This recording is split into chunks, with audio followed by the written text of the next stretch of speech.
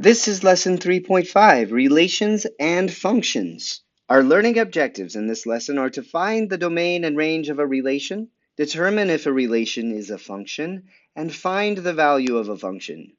Let's begin with our first learning objective, to find the domain and range of a relation. Now, here are some definitions to help us get started. A relation is any set of ordered pairs x, y. The domain is the set of all x values of the relation, and the range is the set of all y values of the relation. Now, all the x values in the ordered pairs together make up the domain, and all the y values in the ordered pairs together make up the range. This will take on meaning as we address example 3.42. For this relation, find the domain of the relation, and then find the range of that relation. So here's a relation, and it's a set, right? We said it's a set. Sets are represented in curly brackets. Okay, so anything that goes inside these curly brackets is included in the set. And what is a relation? Well, it's a set of ordered pairs, x, y. So I have the first ordered pair, x, y, the second ordered pair, the third, the fourth, and the fifth. So there are 5 ordered pairs in this set. Now, we said all the x values of those ordered pairs make up the domain. So if I look at all the x values, then I write them in a set, and that set is the set of all x values. Great. So 1, 2, 3, 4, 5. We separate elements of the domain with commas. Now, the range is the set of all y values, right? We said all the y values in the ordered pairs together make up the range. So if we list all the y values, like 1, 4, 9, 16, and 25, we separate them with commas, and we put them in a set. This is the range. Great. Now, you see how example 3.42 has helped us to understand ideas of relations, domains, and ranges, and how they're associated with each other. Let's move on and discuss mappings. A mapping is sometimes used to show a relation. The arrows show the pairing of the elements of the domain with the elements of the range. So here is a mapping that I've created for you to see. And the domain is all of these values. Okay, it's the names of people. And the range is the birthday of those people. So here are birthdays. Now, a mapping takes an element in the domain and maps it to an element in the range. So we know that Allison's birthday is April 25th. And if we follow the map for each element, right, Penelope maps to the element of May 23rd. So Penelope's birthday is May 23rd. Okay, so it helps us see which values of the domain map to which values in the range. And so let's look at example 3.43 a little more in depth now. And it says, use the mapping of the relation shown to A, list the ordered pairs of the relation. Great. So here's part A. I've created a set, and in the set, I have put the domain value and the range value for that person, right? Allison maps to April 25th. There's x, y. Penelope maps to May 23rd. There's x, y. I keep going, right? Here's June, who maps to August 2nd. Gregory, who maps to September 15th. Jeffrey, who maps to January 12th. Lauren, who maps to May 10th. Stephen maps to July 24th. Alice maps to February 3rd. Liz maps to August 2nd. And Danny maps to July 24th. So here is the set of all of the x, y ordered pairs of this map. Now, part B says find the domain of the relation. Well, like we said, the domain is simply the set of all x values, right? Here are all of the elements of the domain, so we list them and we close off that set with curly brackets. And then here's part C, find the range of the relation. Well, the range is the set of all these y values, right? So these elements are put in a set. And we close it off and we're done. Now, something you may notice at this point is that there were 10 domain values, but there were only 8 range values. And let's look at why that happened. So it looks like, well, Stephen and Danny both shared the same birthday of July 24th. And also, well, you had June and Liz, who both had the same birthday of August 2nd. So see, there were some elements of the domain that shared the same element of the range. Okay, so sometimes you have the same two different x values, which will map to the same y value. Let's move forward and let's see a relation in terms of a graph. So in example 3.44, it says to use this graph of the relation to A, list the ordered pairs of the relation, B, find the domain of the relation, and C, find the range of the relation. So let's go ahead and list the ordered pairs of the relation. Now, how many are there? 1, 2, 3, 4, 5, 6 points in space. And these 6 points represent the relation. So we can write their ordered pairs in a set. And so we'll start one at a time. At the origin, right, because we always plot points thinking about them where they are from the origin. I move left 3, down 1, which gives me my first point in space, -3, -1. I can now plot this point. I can say its ordered pair, -3, 4. Moving forward, I have 0, 3. Next, 1, 5. And then 2, -2. And lastly, 4, -2. Okay, I have just listed the ordered pairs of the relation in a set. Next, find the domain of the relation. Well, the domain is simply all of the x values listed in its own set. Now, I notice that there are 2 repeated x values. If you have repeated values, right, the same value, you don't have to write it twice. You can only just write it once to write the domain. So I see the elements are -3, 0, 1, 2, and 4. These are all of the distinct x values of the relation. Moving forward to the range, find the range of the relation. All right, well, the range is the set of the y values. And looking at this, I notice there's a repeated y value of -2. I do not need to write it twice. So I will write out all of the y values.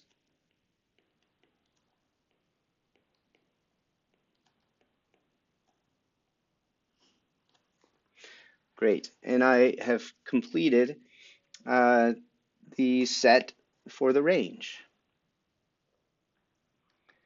All right, so we have seen that relations can be represented as sets. They could be represented as maps, like we saw in the last example, or they could be represented as graphs. Could be represented as graphs. So sets, maps, and graphs. Let's move forward to our next objective, which is to determine if a relation is a function.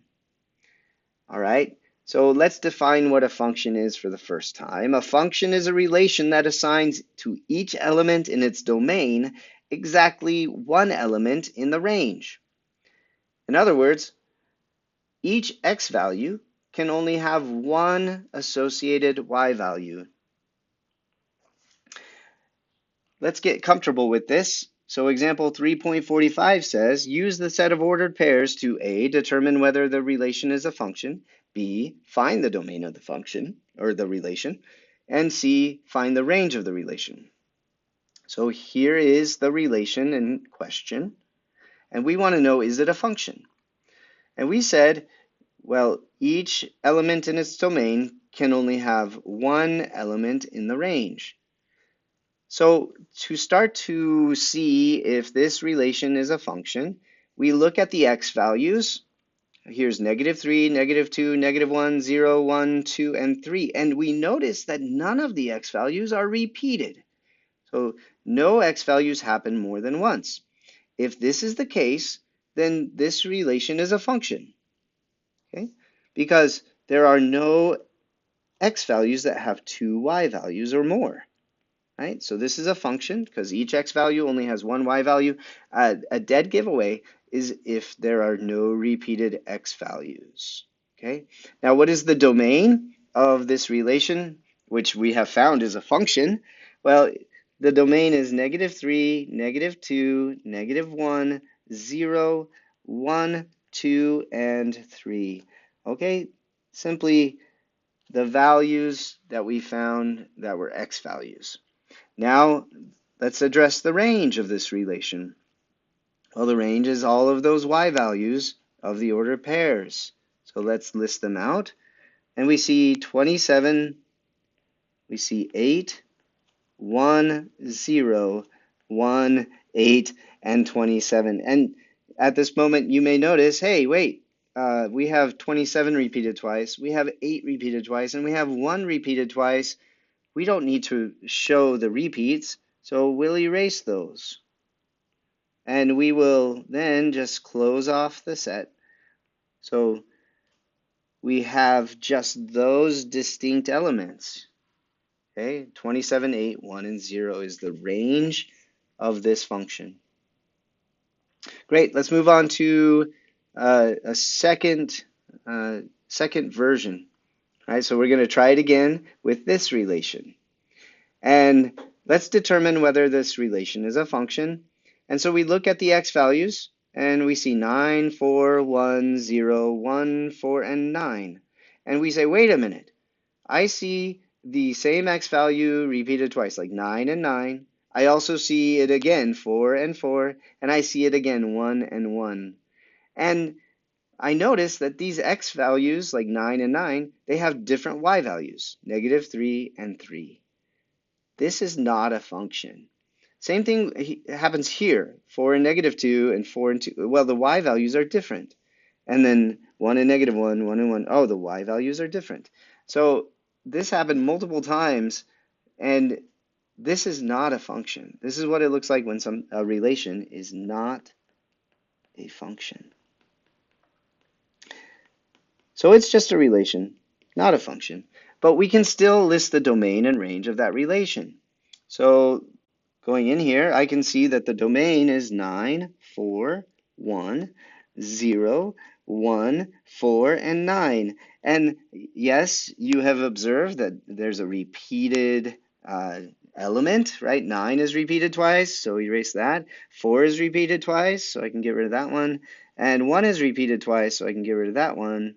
And now I've cleaned things up, so I just have the elements repeated one time. Okay, now the range. Well, the range was y values of -3, -2, -1, 0, 1, 2, and 3. So there's my range. These are all of the elements of the range. Let's move forward to example 3.46. So let's use this mapping to determine whether the relation is a function, find the domain of the relation, and find the range of the relation. You'll notice, to save on time, I've written out a lot of this stuff already. But let's begin by determining whether this relation is a function. Now, you have to always go back to the definition of a function, which says that each element in its domain can only have one element in the range that it maps to be a function. So looking at this map, I see that there's this element Lydia, okay, and she maps to two different range values, okay? So an element in the domain mapping to two different elements in the range. This is a dead giveaway that this is not a function. This relation is not a function because a domain value can't map to two range values, okay? And so we'll write that. This relation is not a function. To give it a little context, what are we talking about? Well, we've got people like Lydia, Eugene, Janet, Rick, and Marty, and their phone numbers, right? Their phone numbers listed here, and some of those phone numbers are home, and some of them are cell phone numbers.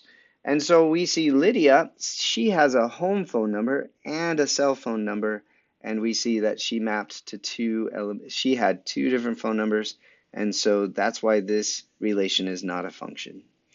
In fact, Marty also created that same issue. Marty had a home phone number and a cell phone number, so Marty mapped to two different range values. Well, even though this isn't a function, we can still state the domain and range of the relation, right? So the domain, it's the set of all domain values, right? All these elements, boom. Range, it's the set of all the range value, the y values of the range, right? Boom, all these elements in a set. And there you go. Well, let's move forward. And we're going to talk about example 3.47 quickly. And it's just to determine whether each equation is a function and assume x is the independent variable. So we see an equation and it says 2x plus y equals 7. Now this, we've seen it, it's standard form of a line. And if I solve for y, I subtract 2x to the other side, y equals negative 2x plus 7. Well, that is a function. Okay, it forms a line and it doesn't have more than one y value associated with each x value. Okay, b, y equals x squared plus 1. Well, this is a quadratic equation solved for y. And if you were to graph it, then you would not have two y values associated with each x value. You would only have one y value associated with each x value. This will be a function. And then c, x plus y squared equals 3. Well, there's an issue when we have y being squared in this case. See, y was just y. Now y squared all of a sudden? Well, it turns out that this is not a function. This relation is not a function. Okay? So instead of going in depth about it all, I'm just going to just kind of show you, hey, y squared, that's going to be an issue. And perhaps in the future, we'll talk more in depth about why that's not a function. Let's jump into our final objective for this lesson, which is to find the value of a function. Okay? So we are going to give you function notation for the first time in this course. And for the function, y equals f of x. F is the name of the function. X is the domain value. F of x is the range value y corresponding to the x value. And we read f of x as, like I've just said, f of x. We could also say it as the value of f at x. So whenever we have an equation, and that equation is solved for y, like y equals 2x plus 5. There's an equation that we're used to, a linear equation in slope-intercept form. Now, we can always turn y into f of x, all right? Or vice versa. We could turn f of x back into y. So we can write this equation that we've just written as f of x equals 2x plus 5. And this is called function notation, okay? Function notation. That's when we turn y into a function of x.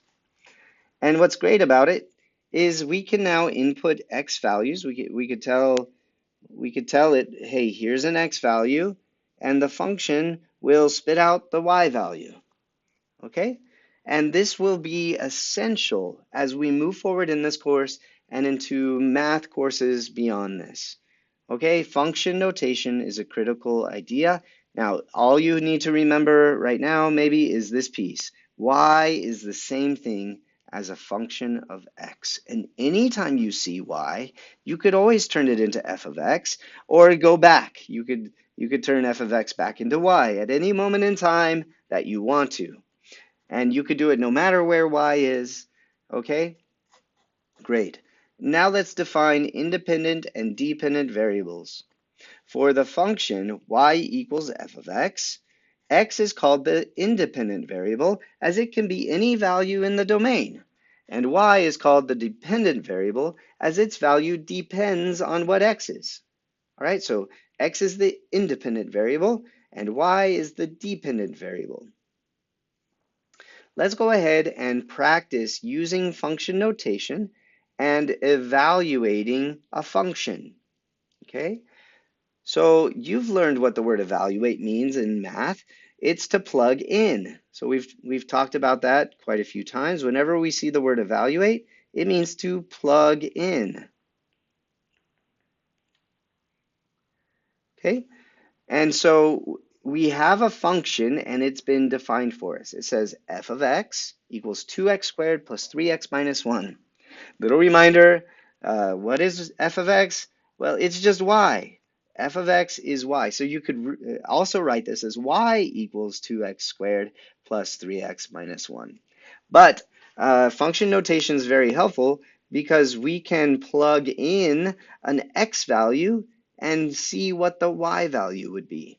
So for part A here, I have f of 3. This is not f times 3. Do not ever think this is multiplication. This is f of 3. We're literally putting 3 in for x in the function, and so all of the x values become 3's. Now, if I wanted to find f of negative 2, well, I'd put negative 2 in for x, and that makes this x negative 2 and this one at negative 2. And if I wanted to plug in a different variable like a, I would plug a into the function, and so all the x's become a's. Let's practice. So in the case of f of 3, well, it's equal to 2 times 3 squared plus 3 times 3 minus 1. What just happened? All of the x's of the function became 3's because that's what we're inputting into the function. So let's now clean it up. So 2 times 3 squared is 2 times 9, right? We apply exponents before multiplication, so I'm taking 3 and I'm squaring it, getting 9, okay? And multiplying it by 2. And now I have 3 times 3, which is 9, and then minus 1. Now, 2 times 9 is 18. 18 plus 9 is 27, and 27 minus 1 is 26. So here's my output.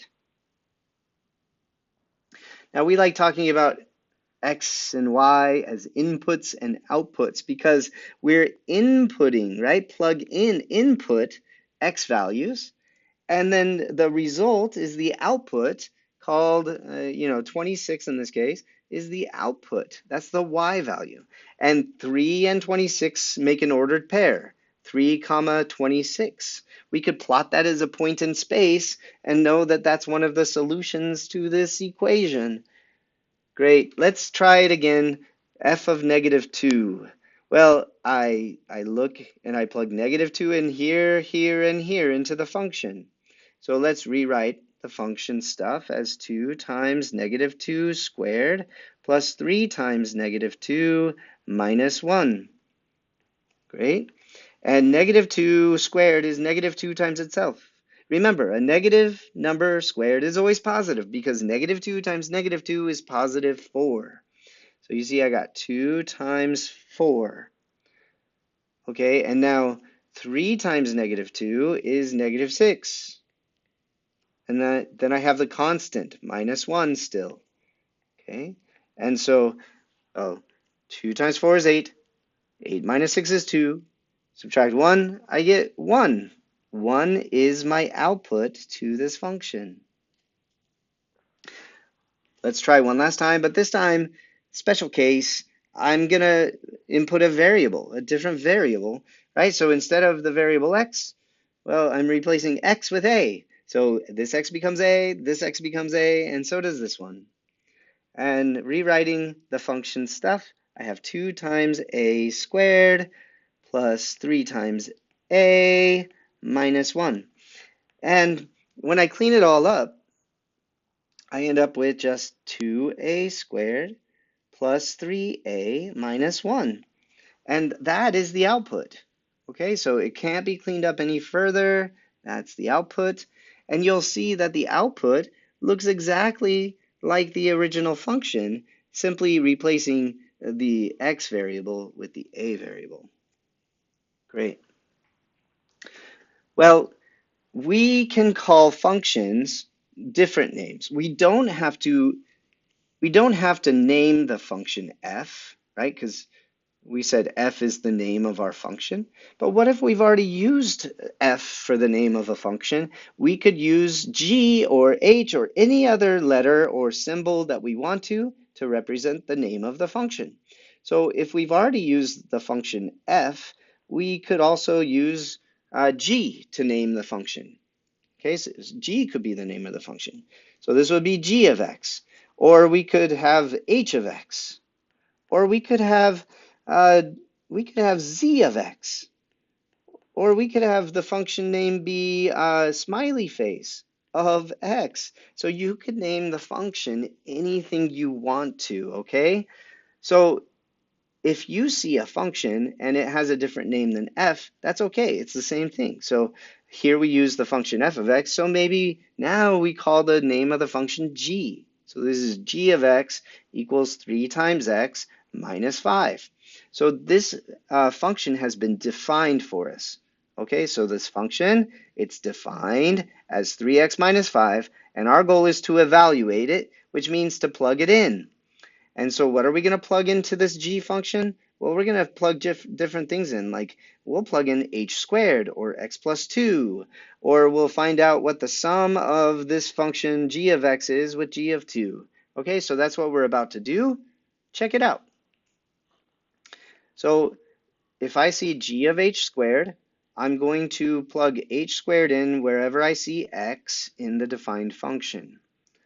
So here I go. G of h squared is 3 times h squared minus 5. And something important as you evaluate functions, you'll notice I'm doing this. Wherever I had an x, okay, I'm putting parentheses and I'm putting the input in parentheses. That helps make sure that you clean things up correctly and you don't get the wrong output at the end. So you'll see that here. I had g of h squared and I set it equal to 3 times, well, here's the x, so I put parentheses in I put my input in parentheses, h squared minus 5. Great. And so now I clean it up at this point, and I say, well, 3 times h squared, I can't clean that up any further, so now I can drop the parentheses, and I can just write it as 3 times h squared, and then I have minus 5. Great. Now let's go ahead and plug x plus 2 into the function. So this x becomes x plus 2. And so that x becomes x plus 2 as well. Let's go ahead and try. So this is going to be 3 times x plus 2 and then minus 5. So we can clean this up. We can distribute the 3 into both of these terms. Okay, so little distribution. And we get 3x plus 6 minus 5. And then we see, hey, we've got some constants that can be combined as like terms. And so the final result is 3x. And then positive 6 minus 5 gives us a positive 1, 3x plus 1. Here's my output. Great. And lastly, let's take g of x and add it with g of 2. So writing this out, I would have, well, the g of x stuff, but g of x is defined as 3x minus 5. So I'm going to take 3x minus 5, Okay, that's the g of x stuff. And I'm going to add it with g of 2. Okay, so g of x is 3x minus 5 plus, well, g of 2. Let's input 2 for x. So that would be 3 times 2 minus 5. Okay, so here's the g of 2 stuff. And we clean it up now. So once you've written things out, just clean it up. We have 3x minus 5 plus, well, let's clean this up. 3 times 2 is 6. 6 minus 5 is 1. So all of this cleans up to 1, and so I have a plus 1.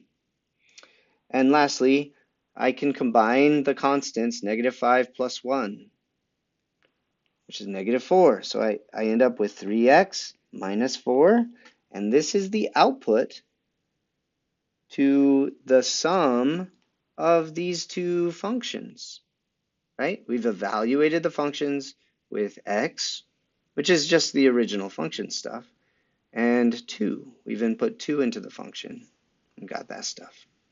Added them together, combined like terms, simplify as far as possible, and you've got it. And the last example for the day is a real world example, right? Because once we get good at stuff, our goal is to apply it. So example 3.50, the number of unread emails in Sylvia's account is 75. This number grows by 10 unread emails a day. The function in of t equals 75 plus 10t represents the relation between the number of emails n and the time t measured in days. A, determine the independent and dependent variable. Now, going back here, look at this. Now, instead of using f of x, we could call the variables, well, we could name the function n, and we could use the independent variable t.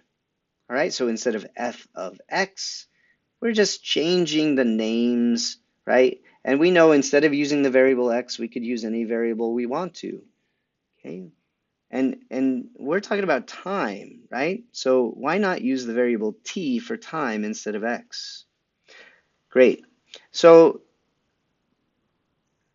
the dependent variable, like we've said, is y, but y is the function itself. And the independent variable is the thing that is the input to the function, in this case t. So I'm going to say the independent variable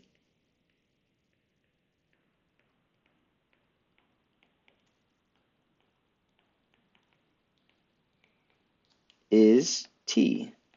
And the dependent variable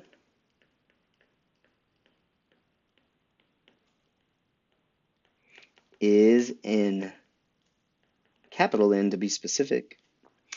Great. And now we're asked in part B to find n of 5. Remember, this is the name of the function, and this is the thing we input into the function, n of 5. Going back, they defined the function up in the problem. N of t equals 75 plus 10t.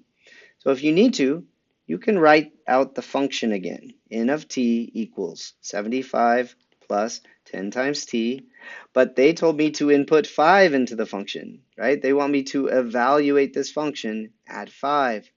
So let's find it. N of 5, it's going to equal 75 plus 10 times, here's the input, 5. And let's clean it all up. Well, 75 plus 10 times 5, which is 50. And 75 plus 50 is 125, right? So here's our output. So when I input 5 as an x value, my output is 125 as a y value.